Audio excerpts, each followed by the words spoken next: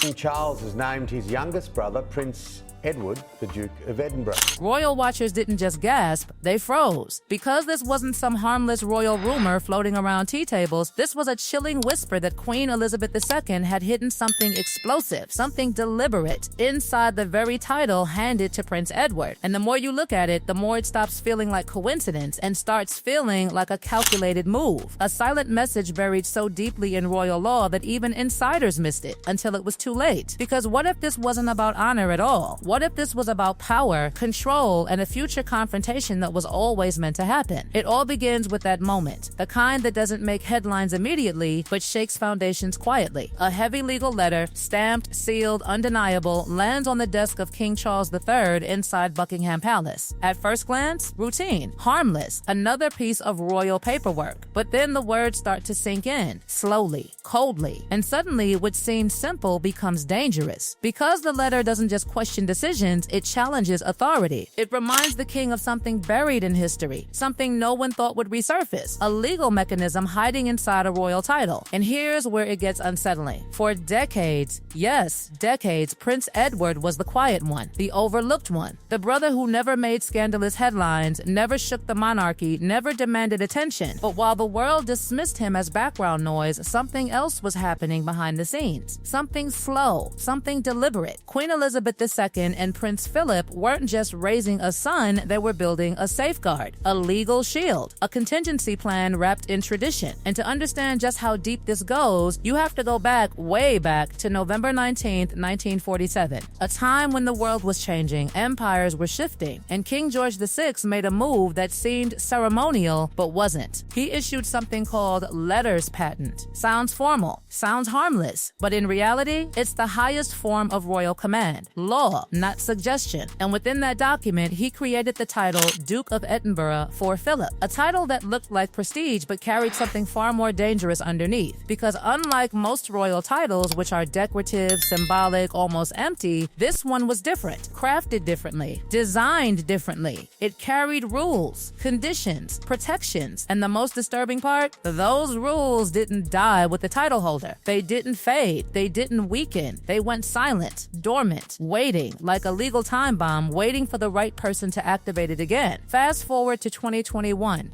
Prince Philip dies, the palace mourns, the public mourns, and quietly, many insiders assume those hidden powers died with him. Finished, gone. But law doesn't work like emotion. It doesn't grieve. It doesn't forget. That 1947 document, still there, still active, still holding authority that no one fully understood anymore. Then comes June 2022, the Platinum Jubilee. Celebration, smiles, applause. But behind that golden curtain, something far more calculated is unfolding. Because Queen Elizabeth II makes a move, and not just any move. She gives the Duke of Edinburgh title to Prince Edward. Simple, right? A mother honoring her son. That's what the world sees. But the wording, the wording changes everything. The palace says the title is conferred, not granted. One word, just one. But in royal law, that word is explosive, because granting creates something new. But conferring? That means passing something that already exists, along with every hidden clause, every buried condition, every dormant power attached to it. And suddenly, this isn't a gift anymore. It's a transfer of something powerful, something intentional, something planned decades in advance. Now ask yourself this: why Edward? Why the quiet one? Why the man who never chased power? That's exactly why. Because Queen Elizabeth II wasn't looking for ambition. She was looking for control, stability, someone who wouldn't misuse what he was given, someone who could hold power without showing it, someone who would act only when necessary. Because by this point, something else had been quietly growing inside the palace, the influence of Queen Camilla, subtle at first, then stronger, then undeniable. And Elizabeth saw it, not emotionally, strategically. She understood her son, King Charles III, his tendencies, his decisions, his vulnerability to influence, and she knew that once she was gone, things could change quickly. So she did what no one expected. She didn't didn't confront. She didn't warn. She embedded. She buried a safeguard deep within royal law itself,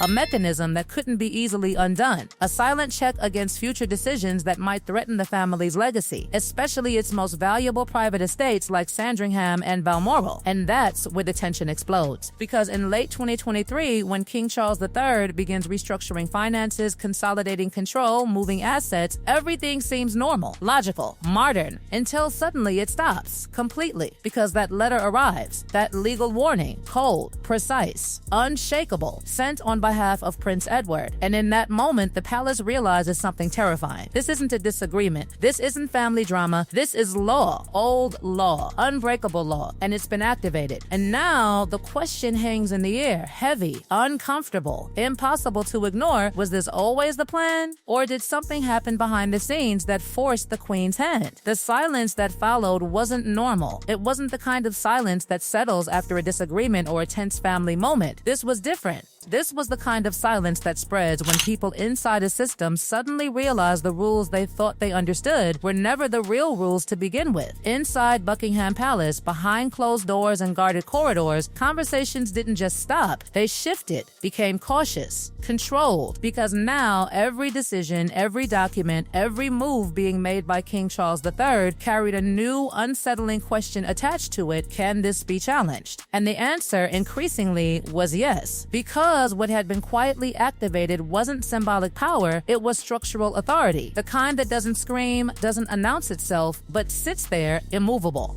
The 1947 letters patent weren't just historical artifacts anymore, they had teeth. And now those teeth had a voice through Prince Edward, the man no one expected to step forward, suddenly standing at the center of something far bigger than anyone had imagined. But here's where it gets even more unsettling. This wasn't Edward taking power. This wasn't ambition. This was inheritance. Legal, precise, undeniable, because the authority didn't belong to him as a person. It belonged to the title. And the moment it was conferred, everything attached to that title came alive again. And deep within those documents, those carefully worded, almost forgotten lines, sat something that changed the entire balance of control inside the monarchy. Not influence, not persuasion, control. Clauses that ensured certain private estates could not be touched, altered, or redirected without consent. Consent that now rested not with the king alone, but with the Duke of Edinburgh. And suddenly, the hierarchy wasn't as simple as it seemed anymore. Because while King Charles III wore the crown, there was now a quiet counterweight standing just behind him, not opposing him publicly, not confronting him directly, but holding a legal position that could stop decisions in their tracks. And the tension? It didn't explode. It thickened. It spread quietly across every level of the royal circle. Those closest to Queen Camilla began to see the situation differently. To them, this wasn't protection, it looked like interference, like obstruction, like someone using old rules to block necessary change. Because from their perspective, the monarchy needed modernization, efficiency,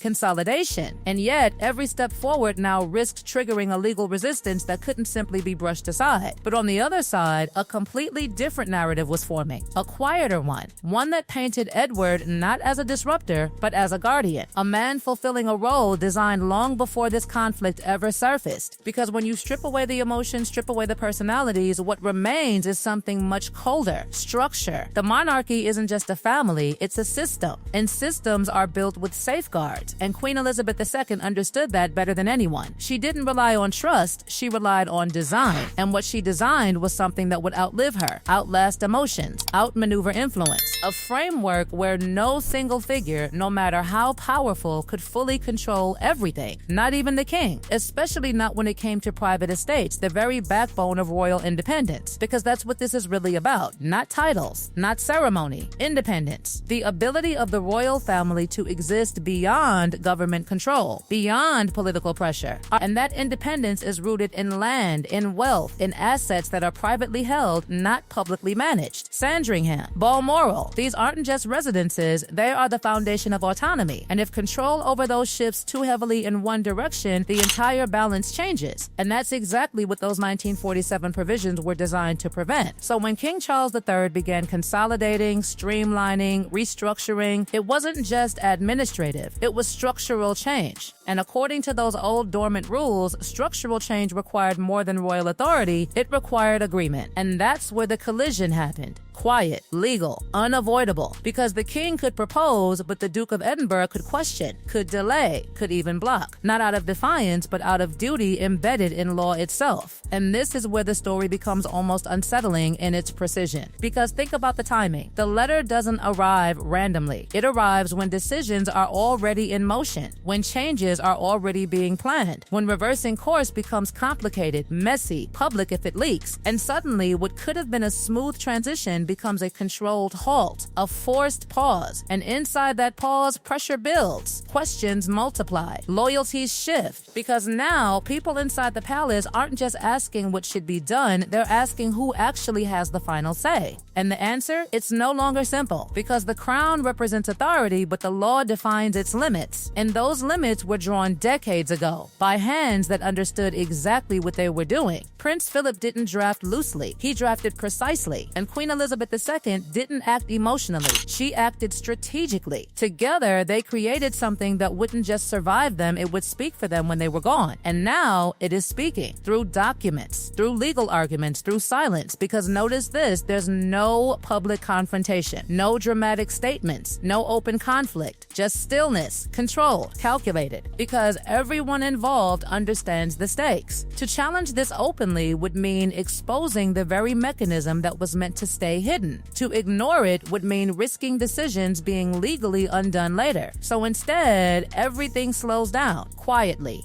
carefully, as if the entire system is recalibrating itself in real time. And at the center of it all stands Prince Edward. Still quiet, still reserved, but no longer invisible, because now every move he makes or doesn't make carries weight, not because of who he is, but because of what he holds. And the unsettling part, he doesn't need to speak. He doesn't need to explain. The documents do that for him. The law does that for him. And in a system built on tradition and authority, law is the one thing that cannot be easily dismissed. So what does this really reveal? Not just a hidden clause, not just a clever legal structure. It reveals intent, long-term intent. A monarch who didn't just rule for 70 years, but planned for what would happen after those 70 years ended. Planned for influence, for pressure, for change. And instead of resisting it openly, she built something that would resist it quietly, permanently, invisibly. And now the question lingers, heavier than ever, was this protection or control? Was this a safeguard for the monarchy or a limitation placed on its future king? Because one thing is certain, this wasn't accidental. This wasn't overlooked.